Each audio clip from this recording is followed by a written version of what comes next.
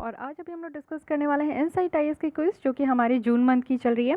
तो इसमें हमारे इकोनॉमी की क्वेश्चंस कंप्लीट हो गए। आज हम लोग स्टार्ट करने वाले इकोलॉजी एंड एनवायरनमेंट की। तो टोटल 10 क्वेश्चन यहाँ पे सॉल्व करने वाले हैं और आप लोग अपने आंसर को ज़रूर यहाँ पे चेकआउट कीजिएगा।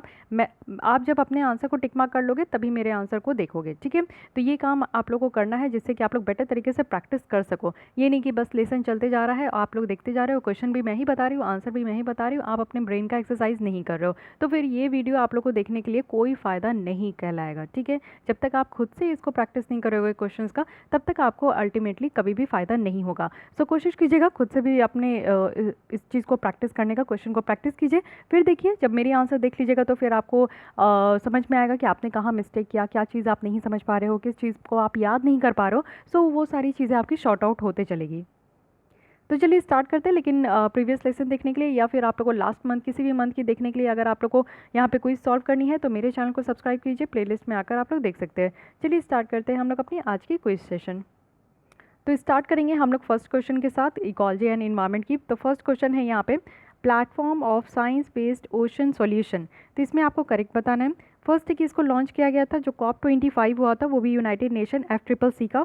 सेकंड है कि ये जो platform of science based ocean है सॉल्यूशन, इसका एम है कि जो शेयरिंग ऑफ नॉलेज है उसको यहाँ पे इन्हांस करना, और ये बहुत सारे एक्टर्स के द्वारा ओशन में और क्लाइमेट कम्युनिटीज़ में जो बनाया गया है जिससे कि जो ओशन क्लाइमेट एक्शन है वो और ज़्यादा एडवांस हो सके। तो ये पर्टिकुलर जो इस तरीके के जो सॉल्यूशन है इसका ये एम है। तो आपको बताना है कि करेक्ट स्टेटमेंट कौन सी है, first only, second only, both या फिर नीदर। तो यहाँ पे अगर बात करें platform of science based ocean solution, जो कि हम लोग भी इसको डिस्कस किए थे, तो आप लोग को ध्यान होना है कि ये COP25 में ही इसको लाया गया था और साथ ही साथ ये COP25 जो है यूनाइटेड नेशन FCCC की है।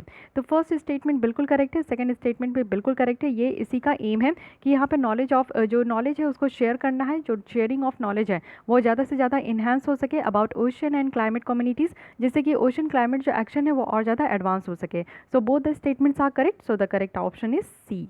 ओके, आगे बढ़िए। देख लीजिए कि ये COP25 आपका कहाँ हुआ था, चाइल्ड में, और साथ ही साथ यहाँ पे ये आपका जो प्लेटफॉर्म है ये लॉन्च किया गया था। इसका एम आप लोग देख लिए, साथ ही इसका एम तो आप लोग देख लिए, ठीक है। जो यहाँ पे ओशन और जो क्लाइमेट इशू निकल कर आ रहा है ना, उसको एड्रेस करने के लिए इस तरीके की आपकी प्लेटफॉर्म लाई गई है। ओके, अब आते हैं सेकंड क्वेश्चन में। यहाँ पे आपको बताना है, दो स्टेटमेंट दिया गया है, करेक्ट स्टेटमेंट फाइंड आउट करनी है। फर्स्ट है कि जो CBD है, कन्वेंशन ऑन बायोलॉजिकल डाइवर्सिटी, ये एक प्रायर इन्फॉर्म्ड कंसेंट है फार्मर्स के लिए जब यहाँ पे जेनेटिक रिसोर्सेज को यूज़ करते हैं उससे पहले, और फेयर और इक्विटेबल शेयरिंग ऑफ बेनिफिट है जो कि इस यूज़ से आपका निकल कर आएगा। सेकेंड है कि जो international treaty on plant genetic resources है फूड एंड एग्रीकल्चर का, ये रिकॉग्नाइज करती है फार्मर्स के राइट का। और यहाँ पे कौन कौन सा हक है कि हक है यहाँ पे जो फार्म जो यहाँ पे सेफ्ड सीड्स है, यानी कि यहाँ पे आपका जो है इसको यूज़ करना है, यानी कि फार्म सेफ्ड सीड्स को यूज़ करना है, सेव करना है और सेल भी करना है और एक्सचेंज भी करना है। तो आपको बताना है कि इन दोनों स्टेटमेंट में से कौन सी स्टेटमेंट करेक्ट है, first only, second only, both या फिर नीदर। ये दोनों स्टेटमेंट्स आप देखो बिल्कुल ही सिंपल है। CBD में आपको याद रखना है कि CBD में फेयर और इक्विटेबल शेयरिंग ऑफ बेनिफिट्स की हम लोग बात करते हैं, और यहाँ पे बात किया जा रहा है ये जो आपकी है ITPGRFA, इसमें क्या है ना कि आपका फार्मर्स राइट को रिकॉग्नाइज किया जाता है कि यहाँ पे जो भी फार्म्ड सेव्ड सीड है उसको सेव करना है, यूज़ करना है, एक्सचेंज करना है, सेल करना है। So both the statements are again correct, so the correct option is C. Okay, 1992 में CBD जो है आपका ये लाया गया था, जिसमें कि प्रायर इन्फॉर्म्ड कंसेंट है वो भी फार्मर्स के लिए। जब प्रायर इन्फॉर्म्ड कंसेंट मतलब कि फार्मर्स जब भी कोई जेनेटिक रिसोर्सेज का इस्तेमाल करेंगे तो उससे पहले उनको इन्फॉर्मेशन प्रोवाइड कर दिया जाएगा, और ये जो है ना आपका शेयरिंग ऑफ बेनिफिट है, यानी कि जब फार्मर्स के साथ इस तरीके की नॉलेज को शेयर करेंगे तो उससे क्या होगा ना कि जो वो जेनेटिक रिसोर्सेज को वो इस्तेमाल करेंगे तो उससे अल्टीमेटली उन्हीं को फ़ायदा होगा और उससे जो है बहुत सारे यूज़ भी अच्छे तरीके से निकल कर आएंगे, ठीक है, ध्यान रखना है। आते हैं थर्ड क्वेश्चन की तरफ। ये है सिकल सीना। सो ये न्यूज़ में था, इस तरीके की टर्म्स आपसे पूछ ली जाती है, फ्रिक्वेंटली पूछ ली जाती है, तो ये बताना है कि न्यूज़ में है तो ये किस चीज़ से रिलेटेड है, कोई रेयर डिजीज़ था, या फिर न्यू स्नेक ईल स्पीसीज़ है जो कि रिसेंटली डिस्कवर्ड किया गया, या फिर एडिबल वीड है, या फिर नॉन ऑक्सीजन ब्रीदिंग एनिमल है। सो बताना है आपको नॉन ऑक्सीजन ब्रीदिंग एनिमल मतलब कि कुछ भी ना, कोई भी कुछ नहीं समझ में आ रहा है तो स्टेटमेंट कुछ भी बता दो। समटाइम्स मुझे ऐसी ऐसी ऐसी ऑप्शन आपको ना यूपीएससी में भी देखने को मिलेंगे, एक दो क्वेश्चंस के ऑप्शन कुछ ना कुछ आपको ज़रूर ऐसे देखने को मिलेंगे ना, जो कि बिल्कुल ही आपके मूड को एकदम से फ्रेश कर देगा। तो चिल होकर हमेशा क्वेश्चन सॉल्व करने का कोशिश कीजिए और अपने दिमाग को ओपन कीजिए, जिससे कि आप अच्छे तरीके से कॉमन सेंस लगा सको कि देखिए इस तरीके का कोई भी सेंस है, नॉन ऑक्सीजन ब्रीदिंग एनिमल, मतलब कुछ भी एक रेलिवेंट कुछ भी निकल के आ रहा है नहीं ना, एलिमिनेट कीजिए। उसके बाद इस तीनों में सोचना है आपको। अब ये जो है आपका एक न्यू स्नेक जो स्पीसीज़ है वो डिस्कवर किया गया था। सो आई होप कि आप इस तरीके की जो एक अलग से स्पीसीज़ डिस्कवर की जाती है तो उसकी लिस्ट बना लीजिए, उसका नाम आप लोग जो है टाइम टू टाइम देखते रहिए। अगर आप लोग को एप्रोप्रिएट नाम याद नहीं आ रहा है, लेकिन कुछ रेलिवेंट आप लोग को याद आना चाहिए, बट ऐसा नहीं है कि सिकल सेना इसी का नाम था, तो ये भी एलिमिनेट कर सकते हैं। फंस सकते हैं आप एक रेयर डिजीज़ और एडिबल वीड के बीच में, लेकिन रेयर डिजीज़ जो है ना वो भी आप लोग को जितना भी रेयर डिजीज़ न्यूज़ में होता है वो हम लोग विजन आइज के मैगजीन में डिस्कस कर ही लेते। तो आई होप कि इस तरीके के क्वेश्चन आप लोग करेक्ट इनकरेक्ट करके नहीं आएंगे, ठीक है। तो यहाँ पे रेयर डिजीज़ नहीं है और करेक्ट है यहाँ पे सी, एडिबल वीड। तो इस तरीके से अप्रोच करना है, ठीक है, इस तरीके से आप पहुँच सकते हो आंसर तक, ये बहुत ही सटीक तरीका है। So C is the correct answer, edible weed है। वीड मतलब कि आप लोग देखते हो ना कि जब आप लोग पेड़ पौधे लगाते हो तो उसके बीच में भी जब गार्डनिंग वगैरह अगर आप लोग किए हो तो उसमें क्या होता है ना कि कुछ जंगली पेड़ पौधे भी निकल कर आते हैं जिसका कोई काम नहीं होता है, और वो क्या करते हैं कि जो ओरिजिनल पेड़ है, मान लीजिए कि कोई मैं एक चिली का मैं एक मिर्च का पेड़ लगाई हूँ, लेमन का पेड़ लगाई हूँ, और उसके बीच में वीड्स आपका निकल कर आ गया। वो क्या करेंगे कि एक्चुअली मेरे जो लेमन के पेड़ है, प्लांट है, सॉरी पेड़ तो गलत कह रही हूँ, प्लांट है, जो लेमन के प्लांट है और जो मेरी मिर्ची के प्लांट है उसको डिस्टर्ब करेंगे उसकी ग्रोथ में, तो इसको कहते हैं, ठीक है। जो सिकल सेना के फ्लावर हैं एडिबल वीड है, ठीक है, इसी के बारे में आपका जो है यहाँ पे बात किया जा रहा है। तो आइए आगे हाँ, यहाँ पे देखिए आपका पिक्चर भी दिया गया है, इस तरीके का आपका रहता है, ठीक है, जिसमें कि आपके फ्लावर्स वगैरह भी होते हैं, तो ये ध्यान रखिएगा। साथ ही एक चीज़ और देख लेते हैं कि सिकल सेना जो है एक आपका एक्सीलेंट सोर्स ऑफ फूड है, न्यूट्रिशन है, वो भी बहुत सारे कम्युनिटीज़ में, जो कि महाराष्ट्र, गुजरात, कर्नाटक और यहाँ पे तमिलनाडु, आंध्र प्रदेश, बिहार, झारखंड, छत्तीसगढ़, गोवा, ठीक है। तो यहाँ पे जो बात किया जा रहा है ये एक अलग टाइप का वीड है, वीड यानी कि यहाँ पे एलिजिबल वीड है, यानी कि एडिबल वीड है, सॉरी एलिजिबल वीड में एडिबल वीड है, मतलब कि ये बहुत ही अच्छा है ये वीड। एक तो वीड होता है आपका जो मैं बताई कि जंगली पौधे निकल कर आते, but this is something different, इसलिए ये न्यूज़ में था और इसलिए आपको इसके बारे में पढ़ना भी चाहिए। ये बहुत ही अच्छे सोर्स होते हैं फूड्स के लिए, न्यूट्रिशंस के लिए, और ये बहुत सारी जगह पे आपका पाया भी जाता है। बहुत सारे स्टेट्स देख लेते हो, देख सकते हो कि जहाँ पे पाया जाता है, स्पेशली जिस स्टेट से आप बिलोंग करते हो, अगर वहाँ पे इस तरीके का अनोखा चीज़ पाया जाता है तो उसको ध्यान रखिएगा। Okay, coming to the fourth question which is again very simple, India is the largest emitter of sulphur dioxide. Okay, ये कहा गया था ग्रीन पीस के द्वारा, एक न्यू रिपोर्ट पब्लिश की गई थी जिसमें ये बताया गया था कि इंडिया जो है वर्ल्ड की लार्जेस्ट आपकी इमीटर है सल्फर डाइऑक्साइड की, और हम लोग 15% से भी ज़्यादा जो है ग्लोबल एंथ्रोपोजेनिक जो इमिशंस है उसमें कंट्रीब्यूट करते हैं। एंथ्रोपोजेनिक इमिशन कहने का मतलब है कि ह्यूमन बीइंग के द्वारा जो एक्टिविटीज़ की जाती है उसके कारण अगर सल्फर डाइऑक्साइड आपका इमिशन हो रहा है, इट मीन्स कि ये एंथ्रोपोजेनिक इमिशन है। तो आपको यहाँ पे इनकरेक्ट बताना है, गलत स्टेटमेंट बताना है। फर्स्ट स्टेटमेंट है कि वेरी हाई सल्फर कंटेंट होता है हमारे इंडियन कोल में। सेकंड है कि वास्ट मेजोरिटी है थर्मल पावर प्लांट का इंडिया में, जिसमें कि आपके जो फ्यूल गैस डीसल्फराइजेशन टेक्नोलॉजी है इसकी कमी है। सो इसमें आपको गलत स्टेटमेंट फाइंड आउट करनी है, first only, second only, both या फिर नीदर। ओके, सो गलत स्टेटमेंट की अगर बात करें तो ये आप लोग इस फैक्ट्स को ज़रूर ध्यान रखिएगा। सो यहाँ पे जो फर्स्ट स्टेटमेंट आप लोग देख सकते हो कि बहुत ही ज़्यादा हाई सल्फर कंटेंट है इंडियन कोल में, तो ये स्टेटमेंट कहीं ना कहीं से रॉन्ग है, ठीक है, ये बिल्कुल भी करेक्ट नहीं है। लेकिन सेकंड स्टेटमेंट करेक्ट है, क्योंकि आप लोग ये भी अंदाज़ा लगा सकते हो कि बहुत सारे जो थर्मल पावर प्लांट है उसमें हमारे पास जो इस तरीके की टेक्नोलॉजी की कमी है। So second statement is right but first statement is incorrect, so the correct option will be A. Okay, India largest emitter है सल्फर डाइऑक्साइड का, तो 15% से भी ज़्यादा ये हमारे यहाँ कंट्रीब्यूट करते हैं। प्राइमरी रीज़न क्या है कि इंडिया के हाई इमिशन का कि एक्सपेंशन है, कोल बेस्ड इलेक्ट्रिसिटी जनरेशन है। पास्ट डिकेड से हम लोग देख रहे हैं 10 साल से कि जो कोल का ये जो इलेक्ट्रिसिटी का जो जनरेशन हो रहा है वो कोल के यूज़ इस्तेमाल से ही हो रहा है। अगर हम लोग टोटल 10 देखें तो उसमें से 5 जो यहाँ पे सल्फर डाइऑक्साइड की जो इमिशंस हॉट स्पॉट है वो कोल और पावर जनरेशन इंडस्ट्री है, ठीक है, तो ये भी चीज़ ध्यान रखिएगा। तो ग्रेटेस्ट सोर्स क्या है कि फॉसिल फ्यूल को बर्न किया जाता है पावर प्लांट में और दूसरे इंडस्ट्रियल फैसिलिटीज़ में। कुछ और सोर्सेज है जैसे कि इंडस्ट्रियल प्रोसेसेस होती है, मेटल को एक्सट्रैक्ट करते हैं जो ओर से। नेचुरल रिसोर्सेज है जैसे कि आपका volcanoes, locomotive, ship, other vehicles, इन सारी चीज़ों से भी सल्फर डाइऑक्साइड इमिट होता है। ठीक है, स्टडीज़ यहाँ पे शो किया गया है कि सल्फर कंटेंट इंडियन कोल में जो है हार्डली 0.7% है। चाइना अपने यहाँ सल्फर डाइऑक्साइड की जो इमिशन है वो यहाँ पे कम कर चुके हैं और जो कुछ टेक्नोलॉजीज़ है उसको भी इम्प्लीमेंट करके। Coming to the fifth question of the day, यहाँ पे आपको बताना है एशियन एलिफेंट स्पेशलिस्ट ग्रुप के बारे में करेक्ट कौन सी स्टेटमेंट है। फर्स्ट है कि एशियन एलिफेंट स्पेशलिस्ट ग्रुप जो है एक इंटीग्रल पार्ट है स्पेशल सर्वाइवल कमीशन का, जो कि international union of conservation of nature IUCN का है। सेकेंड है कि यहाँ पे एशियन एलिफेंट स्पेशलिस्ट ग्रुप एक साइंटिफिकली ग्राउंडेड एविडेंस यहाँ पे प्रोवाइड करते हैं कि यहाँ पे कितना ज़्यादा जो है एशियन एलिफेंट पॉपुलेशन का क्या स्टेटस है, डेमोग्राफिक क्या स्टेटस है, एविडेंस क्या है कि कितना पाया जाता है, डिस्ट्रीब्यूशन क्या है। गजा की बात करें तो ये IUCN का ही जर्नल है। तो आपको बताना है कि इसमें से करेक्ट आंसर कौन सा है, first and second, second and third, first and third, first second third. So यहाँ पे अगर बात करें तो अगर आप लोग इसके बारे में नहीं सुने होंगे क्योंकि बहुत ही कम ये न्यूज़ में था, लेकिन फिर भी न्यूज़ में था एशियन एलिफेंट स्पेशलिस्ट ग्रुप। तो यहाँ पे तीनों स्टेटमेंट बिल्कुल करेक्ट है। So all of the statements are correct, D is the correct option. ठीक है, गजा जो है एक बाइनियल जर्नल है जो कि IUCN या फिर यहाँ पे एशियन एलिफेंट स्पेशलिस्ट ग्रुप का है। बाकी आप लोग यहाँ पे डिटेल देख लीजिएगा।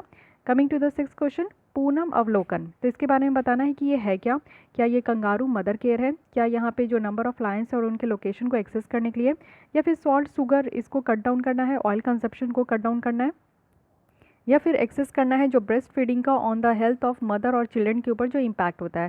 सो व्हाट इज़ पूनम अवलोकन, इसकी जो करेक्ट आंसर है वो है यहाँ पे बी, यानी कि जो नंबर ऑफ लायंस और उनके लोकेशन को एक्सेस करना है। तो रिसेंटली क्या है कि गुजरात के जो फॉरेस्ट डिपार्टमेंट है उनके द्वारा अनाउंस किया गया है एसेटिक लाइन का कि पॉपुलेशन कितना है, 674 है, जो कि यहाँ पे लाइन सेंसस जो हर 5 साल में होता है उसमें देखने को मिला है कि पहले 523 था, अब यहाँ पे 674 हो चुका है। ठीक है, तो यहीं पे अगर हम लोग देखें कि जो काउंट है वो एस्टिमेट ऐसे नहीं है कि सेंसस के द्वारा किया जाता है, बट वहाँ पे पॉपुलेशन के द्वारा, यानी कि कितना पॉपुलेशन है उसको ऑब्जर्व करके किया जाता है। इस प्रोसेस को यहाँ पे पूनम अवलोकन कहते हैं। तो यहाँ पे लाइन सेंसस जो है ना वो कंडक्ट इस साल क्यों नहीं किया गया, तो ये कंडक्ट जो है हर एक 5 साल में किया जाता है। तो लाइव सेंसस जो है क्योंकि यहाँ पे 5-6 जून को इस बार था तो ये पोस्टपोन्ड हो गया, जब लॉकडाउन हुआ तो उसके कारण ये पोस्टपोन्ड हो गया, तो इसलिए यहाँ पे 5-6 जून को ये कराया गया था। पूनम अवलोकन से क्या होता है ना कि मंथली देखो कि इन हाउस एक्सरसाइज किया जाता है, हर एक फुल मून में इसको किया जाता है, यानी कि ये जो प्रैक्टिस है पूनम अवलोकन पूरे फुल मून में इस प्रैक्टिस को आपका देखा जाता है। और फील्ड स्टाफ ऑफिसर्स जो है पूरे 24 आवर्स स्पेंड करते हैं, एसेस करते हैं, देखते हैं कि कितने नंबर ऑफ लायंस है और उनकी लोकेशंस कहाँ कहाँ हैं। ठीक है, तो ये फर्स्ट जो लायन सेंसस है वो कंडक्ट किया गया था 1936 में, और 1965 से जो फॉरेस्ट डिपार्टमेंट है वो रेगुलरली उनके द्वारा जो है लायन सेंसस हर एक 5 साल में कंडक्ट किया जा रहा है। तो ये चीज़ें हैं। आइए 7th क्वेश्चन की तरफ बढ़ते हैं। ये क्वेश्चन आपका बायनियल अपडेट रिपोर्ट से रिलेटेड है, तो कौन सा स्टेटमेंट यहाँ पे करेक्ट है। फर्स्ट है कि जो बायनियल अपडेट रिपोर्ट है ये सबमिट किया गया है United nation framework convention on climate change को, जो कि जो यहाँ पे आपका ऑब्लिगेशन है इस कन्वेंशन के अंदर उसको फुलफिल करता है। सेकेंड है कि जो national greenhouse gas inventory है ये one of the major component है बायनियल अपडेट रिपोर्ट का। तो आपको बताना है कि करेक्ट कौन सा है, first only, second only, both, या फिर नीदर। सो यहाँ पे करेक्ट आंसर यहाँ पे दोनों स्टेटमेंट है। अगर नहीं समझ में आ रहा है क्योंकि ये भी आपका जो है रेयर इस तरीके की टॉपिक होती है, तो यूनाइटेड कैबिनेट के द्वारा ये आपका अप्रूव किया गया और इंडिया की जो सेकंड बायनियल अपडेट रिपोर्ट है उसको सबमिट किया गया है United nation framework convention on climate change, जिसको यूनाइटेड नेशन FCCC भी कहते हैं। साथ ही साथ जो यहाँ पे इंडिया का जो सेकंड आपका इस तरीके का जो रिपोर्ट सबमिट किया गया है इसमें इंफॉर्मेशन दिखाया गया है और कि इस कन्वेंशन के अंदर कितना अच्छा खासा यहाँ पे इम्प्लीमेंटेशन हो रहा है। ठीक है, तो ये सारी चीज़ें यहाँ पे बताई गई है। सेकेंड बायनियल अपडेट रिपोर्ट का एम यहाँ पे यही है कि इंडिया का फर्स्ट जो बायनियल रिपोर्ट था यूनाइटेड नेशन बॉडी का वो भी क्लाइमेट चेंज के ऊपर, तो उसी को अपडेट करना था। 5 मेजर कंपोनेंट है यहाँ पे कि नेशनल सर्कमस्टांसेस क्या है, national greenhouse gas inventory क्या है, मिटिगेशन एक्शन क्या है, फाइनेंस, टेक्नोलॉजी, कैपेसिटी बिल्डिंग ज़रूरत क्या है, कितना सपोर्ट रिसीव हो रहा है, डोमेस्टिक मॉनिटरिंग कितना है, वेरिफिकेशन यहाँ पे अरेंजमेंट कैसा है। तो ये सारी चीज़ें यहाँ पे देखने को मिलता है। अगर टोटल इमिशन में देखें तो एनर्जी सेक्टर्स में यहाँ पे 73% आपका इमिशन है, इंडस्ट्रियल प्रोसेस और प्रोडक्ट यूज़ में 8% है, एग्रीकल्चर में 16% है, वेस्ट सेक्टर में 3% है। तो ये सारी चीज़ें ध्यान रखनी है। Coming to the 8th question, Challenger Deep, ये रिसेंटली न्यूज़ में था, किस चीज़ से रिलेटेड है, डीपेस्ट वोल्केनिक वेंट है, या फिर डीपेस्ट नोन स्पॉट है ओशन में, या फिर डीप स्पेस मिशन है, या फिर नन ऑफ द अबव। तो चैलेंजर डीप एक न्यूज़ में था और इसमें जो करेक्ट आंसर है वो है बी, ये डीपेस्ट नोन स्पॉट है ओशन में। 7 जून को एक एस्ट्रोनॉट और ओशनोग्राफर है कैथी सुविलन, जिनके द्वारा ये आपका हिस्टोरिक रच दिया गया। ये फर्स्ट अमेरिकन वीमेन है जिनके द्वारा स्पेस में भी वॉक किया गया, और साथ ही साथ जो है ना जो ओशन की सबसे डीपेस्ट जो पोजीशन है उसमें भी गया, इनके द्वारा ये गई थी, जो कि चैलेंजर डीप है। और ये कहाँ है, मैरियाना ट्रेंच में है, जो कि 7 माइल्स आपको जो है ना पैसिफिक ओशन के नीचे देखने को मिलेगा। अब आते हैं 9th क्वेश्चन में, ये है अंटार्कटिक ट्रीटी से रिलेटेड। सो कौन सी यहाँ पे करेक्ट है? फर्स्ट है कि जो अंटार्कटिक ट्रीटी है वो यहाँ पे इंटरनेशनल रिएक्शंस जो कि अंटार्कटिका के रिस्पेक्ट में है उसको रेगुलेट किया जाता है। सेकेंड है कि ट्रीटी के सिस्टम के पर्पस से देखें तो अंटार्कटिका जो है इसको डिफाइन किया जाता है कि सारे लैंड और सारे आइस शेल्फ्स जो कि 60 डिग्री लैटिट्यूड के साउथ में है। थर्ड है कि जो ट्रीटी है उसमें साइंटिफिक इन्वेस्टिगेशन का फ्रीडम है, और साथ ही साथ यहाँ पे मिलिट्री एक्टिविटी को भी बैन किया जाता है कॉन्टिनेंट में। और फोर्थ स्टेटमेंट है कि जो अंटार्कटिका है ये सिर्फ ओनली कॉन्टिनेंट है कि यहाँ पे बिना आपका नेटिव ह्यूमन पॉपुलेशंस है। तो आपको बताना है कि कौन सी यहाँ पे करेक्ट स्टेटमेंट है, फर्स्ट सेकंड थर्ड फोर्थ, और है यहाँ पे फर्स्ट थर्ड फोर्थ और फर्स्ट सेकंड थर्ड फोर्थ। तो यहाँ पे अगर अंटार्कटिक ट्रीटी की बात करूँ तो यहाँ पे चारों स्टेटमेंट बिल्कुल करेक्ट है, सो हमारी करेक्ट ऑप्शन डी हो गई। अंटार्कटिक ट्रीटी जो है ऑब्वियस है कि अंटार्कटिका को रेगुलेट करने के लिए इंटरनेशनल रिलेशन कैसा है, और ट्रीटी सिस्टम के अगर पर्पस देखिए तो यहाँ पे अंटार्कटिका को जो डिफाइन किया गया कि यहाँ पे सारे लैंड और आइस शेल्फ्स जो कि बड़े बड़े आइस के जो शीट होते हैं वो है, और 60 डिग्री जो साउथ है उसी के नीचे देखने को मिलेगा। ट्रीटी में यहाँ पे फ्रीडम है कि एक अच्छा खासा इन्वेस्टिगेशन हो सकता है, साइंटिफिक इन्वेस्टिगेशन, लेकिन यहाँ पे कोई भी मिलिट्री एक्टिविटी नहीं होनी चाहिए। और अंटार्कटिका में ही एक सिर्फ मात्र ऐसी कॉन्टिनेंट है apart from 7 continent, apart from 6 continent जिसमें कि आपका कोई भी ह्यूमन पॉपुलेशंस नहीं है। ठीक है, ये सारे पॉइंट्स इसकी याद रखनी है। Coming to the last question of the day, Maguri Motapung wetland ये कहाँ है? न्यूज़ में बहुत बड़ा न्यूज़ था जिससे कि ये आपका आ चुका था, तो बताइए सिक्किम, असम, वेस्ट बंगाल या फिर मेघालय। तो इसमें करेक्ट आंसर हमारा बी है जो कि है आसाम, क्योंकि आप लोग देखे थे कि जो विजाक वाला नहीं था, ये सेकंड जो ऑयल आपका आग लग गया था, विजाक गैस लीक तो आपका आंध्र प्रदेश का है, उसके बाद ही कुछ दिन के बाद ही देखने को मिला था कि एक असम की तिनसुकिया डिस्ट्रिक्ट है जिसमें कि आग लग गया था वहाँ पे ऑयल वाले जगह पे।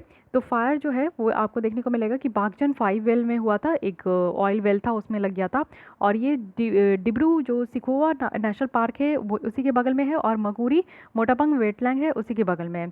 और ये 14 डेज़ के बाद हुआ था जब हम लोग वो गैस लीक देखे थे ना, नहीं sorry, after natural gas started leaking, यानी कि यहाँ पे जो है वेल से नेचुरल गैस लीक करना स्टार्ट हुआ था, तो उसके 14 डेज़ के बाद ये देखने को मिला। तो इसलिए याद रखिएगा, देखिए न्यूज़ में कुछ भी रहे उससे रिलेटेड अगर कोई भी नेशनल पार्क है इस तरीके की चीज़ें अगर न्यूज़ में आ जाती हैं तो वो सारे से क्वेश्चंस बनता है। डायरेक्टली आपका जो है जो थिंग्स हैपनिंग होती है उससे तो क्वेश्चन नहीं बनता, लेकिन रिलेटेड कौन कौन सी ऐसी फैक्ट्स है उससे क्वेश्चन बन जाता है। ओके, सो गाइस आज के लिए 10 क्वेश्चन, और 10 में से आपको कितने मार्क्स आए ज़रूर मेरे साथ शेयर कीजिएगा। साथ ही अगर आपको फिर भी कोई डाउट, कोई सजेशन है तो कमेंट कीजिए, और अगर ये लेसन हेल्पफुल लगता है, इस तरीके से क्वेश्चन सॉल्व करना अगर आपको बेटर लगता है, अच्छा लगता है, तो बस मुझे मोटिवेट करने के लिए आप लोग यहाँ पे लाइक कर सकते हैं। और फिर भी कोई डाउट, कोई सजेशन है तो कमेंट कीजिए, एंड मेक श्योर कि आपने मेरे चैनल को सब्सक्राइब कर लिया है। Thank you.